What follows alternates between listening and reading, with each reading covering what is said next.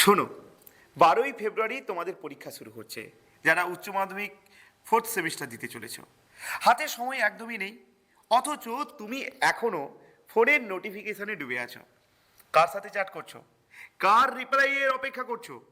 মনে রেখো, এই পরীক্ষার খাতা কিন্তু তোমার আবেগের গল্প শুনবে না, সে শুধু তোমার পরিশ্রমের উত্তর খুঁজবে।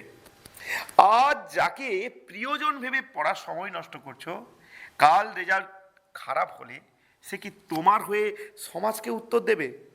সে কি তোমার বেকারত্বের বোঝা বইবে? কখনো না। ছাত্র জীবনের এই সস্তা প্রেম আসলে একটা মরীচিকা মাত্র। আজ যে হাতটা তুমি শক্ত করে ধরে আছো না, প্রতিষ্ঠিত হতে না পারলে সেই হাতটা সবার আগে তোমাকে ছেড়ে চলে যাবে। কারণ দুনিয়া কারণ দুনিয়া সফল মানুষকে গুরুত্ব দেয়, আবেগপ্রবণ ব্যর্থ মানুষকে কখনোই গুরুত্ব দেয় না। তোমার বাবা মা দিন গুনছে, 12 তারিখ থেকে তাদের সন্তানের পরীক্ষা। তাদের চোখে অনেক স্বপ্ন। তুমি কি চাও সেই স্বপ্নগুলো এই সাময়িক মোহ আর চ্যাটিংয়ের কারণে ভেঙে চুরমার হয়ে যাক?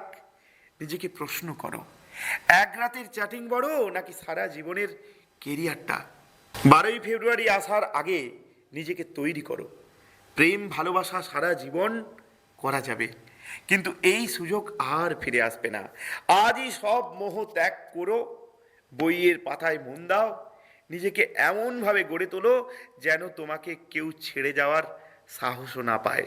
লড়াই করো, জিততে তোমাকে কিন্তু হবেই।